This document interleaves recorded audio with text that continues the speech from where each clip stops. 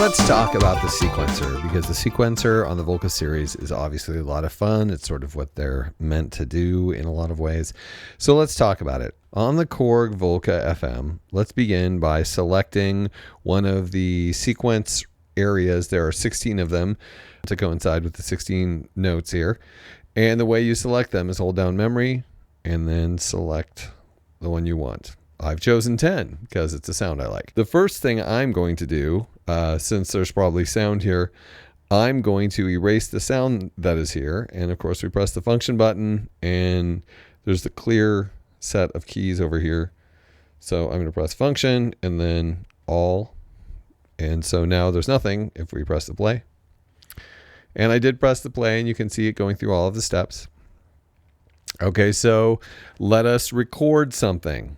That's perfect. Okay. Wait a minute. You know what I would like to have before we record anything is a metronome. So hold down the function button as usual and press the metronome, and it's on now. Okay, we've got our metronome going. We can record a song now. And I want to be clear about something here. When you record, you have the ability to have, it's not just 16 steps and one action per step. You have the ability to do 16th notes per step. So you can play a number of interesting rhythms. You're not bound by this structure. You also can play 3 notes per step. So 16th note resolution and 3 notes per step. So you can play your own little tune like I'm about to. Oh, let's erase the tune that's here. Okay.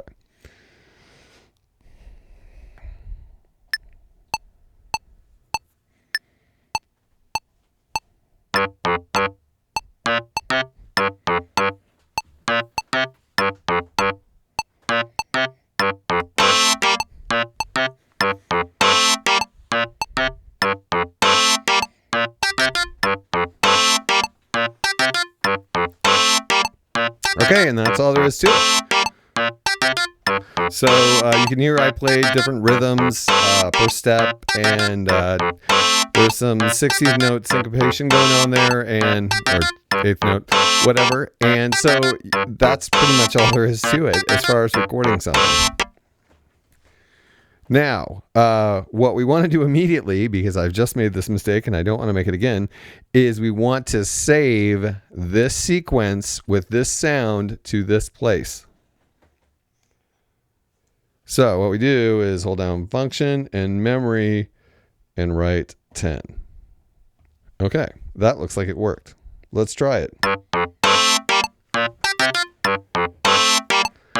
It worked. Okay, and the next thing I want to show you is that you're not just stuck with a single sequence that you have to stop and then move on to another sequence. You can actually chain these sequences together in a traditional sequence chaining sort of way. And let's do that. Okay, let's select the next sequence space. We go to 11. We're going to clear all the sound there. Then I'm going to select that same sound just so we can have some consistency. We got to find it.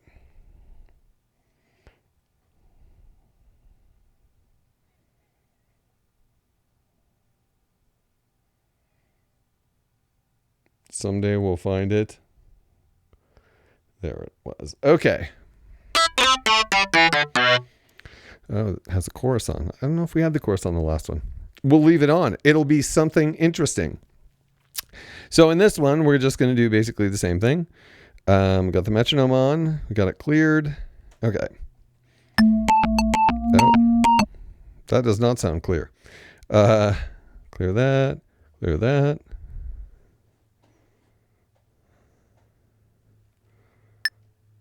There. Now it sounds clear. Okay, we'll try this again. It's still playing at the same tempo. Incidentally, here's the tempo knob. You can set your tempo there. I already had a preset tempo. I'm not going to change it now because I don't know what it is. Okay, but I am going to record the next part. So let's see how that goes.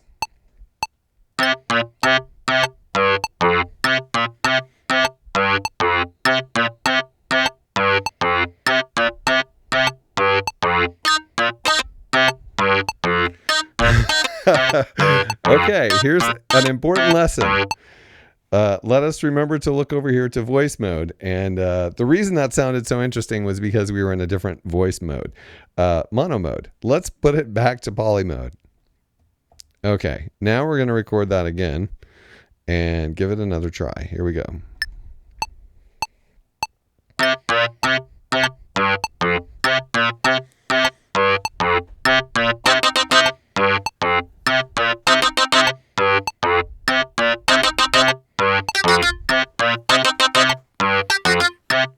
Okay, so that's our second one. Let's make sure to save that.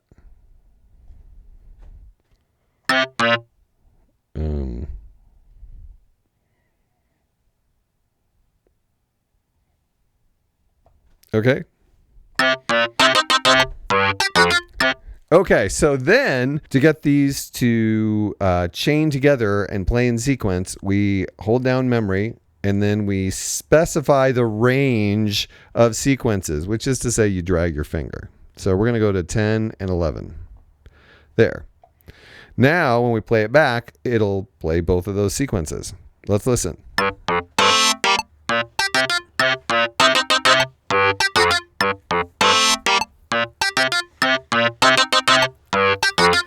So imagine this, like it's really convenient. You can actually you can sequence a whole song in this way, which is really fun. And I kind of wish this would have been possible when I did the previous Volcas, because I would have had a great time with this. So that's how that works. Okay, we also have the ability to set the tempo, how the tempo plays out. So like this last sequence, it was playing 1-to-1.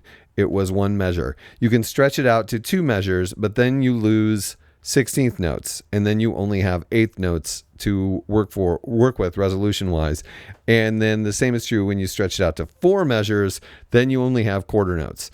So the thing, for example, that I just played, you would not be able to stretch that into 4 measures because it's got 16th note resolution, sounds happening, rhythms happening, and yeah, it wouldn't work. So if you're going to stretch it out to 4 measures, you just have to play things that were quarter notes. Or if you're going to stretch it into 2 measures, you'd have to play things that are 8th notes within an 8th note resolution. So basically, it's just stretching out the resolution that's there to a wider space. And in doing so, you lose the faster note values. And of course, that's accessible simply by holding the function button and pressing the button. We also have the ability to record motion sequences. So that's when it will record the knob changes that you do. Now, in order to record a motion sequence, and with this synthesizer, I mean, there's so many possibilities. You could really create some bizarre and interesting motion sequences. And so let's just give that a try. Let's turn motion sequencing on. So.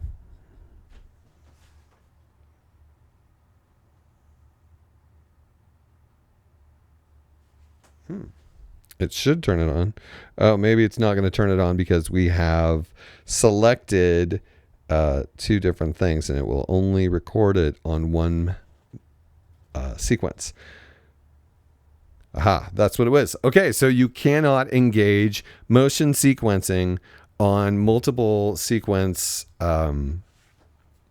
chained sequence situations. You're going to have to apply your motion sequences individually per sequence. Okay, so then, now that it's on, if we go back into record, and I mess with stuff, we'll hear it.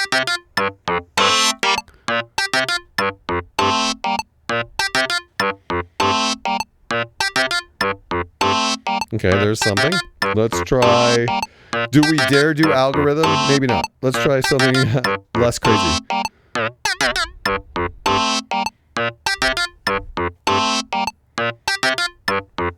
Oh. Okay, let's try that again.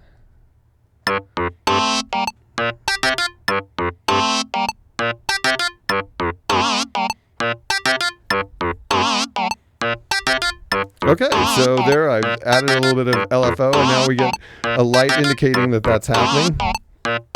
That's That's actually sounds pretty terrible. But anyway, and we can continue to do this. Each time you add a motion sequence function, you will see that it stops recording and you can check your work.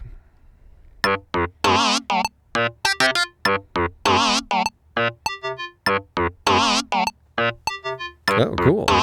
Now I've added the carrier attack change. So it's that easy. It's just a matter of turning it on and then setting it recording again and doing the change that you want.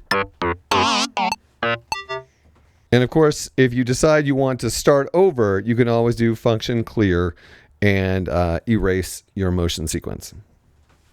Active step is pretty fun. You can get this thing going. And then we can go to, well, actually, function play starts active step, and it shows you all of the lights are on. That's all the steps are happening. So then when you press play, you can actually start to subtract steps out.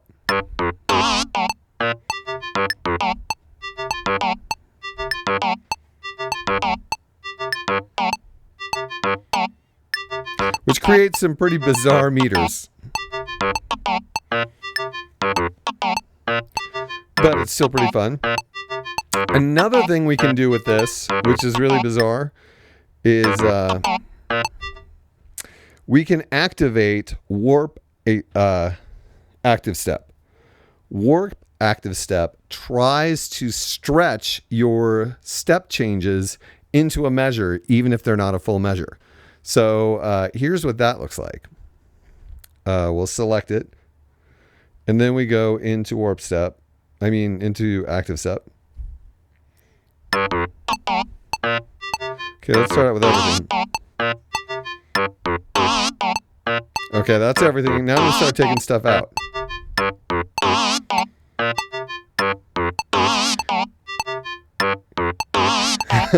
It creates really bizarre triplets and quintuplet, I think. It'll fill up the space in any way it can. And if you do uneven removals, it's forced to use interesting means to fill those spaces.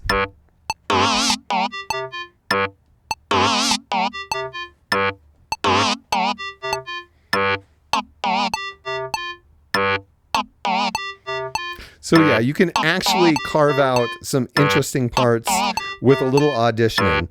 So I may have done something like this in the first place. Knowing what to take out and when will allow you to make cool choices that are usable and maybe not so bizarre as some of those first ones I was trying.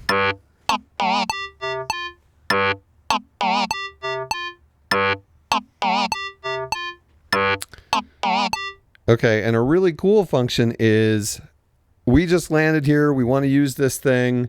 What if we decide, heck, we don't know what the active step is set up at? Who knows? We're in the midst of playing. If you just want to make sure the active step setting is gone so you can start fresh, you can just do function active step, and it's gone. So now when we go to active step, it's all on, and you can make your choices again. So that's really convenient and immediate. And that is pretty much everything for the sequencer, if I'm not mistaken. And let's also not forget that there is such a thing on here as the arpeggiator. So if you want to use the arpeggiator, all you have to do is function arpeggiator on. Turn on the arpeggiator. The type.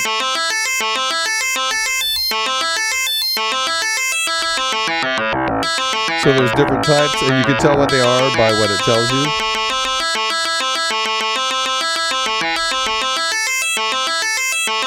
So that's pretty cool. And you can mess with the division of the notes.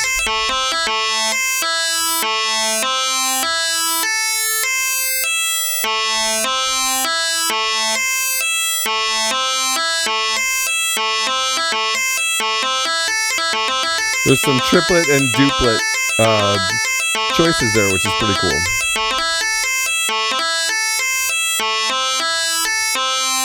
And if I'm not mistaken, you can actually change that when you're doing motion sequences. You can actually change the you can use the arpeggiator in sequencing and then change its resolution, its division, in the midst of recording using motion sequence. So you can get some really clever and interesting rhythmic patterns doing that.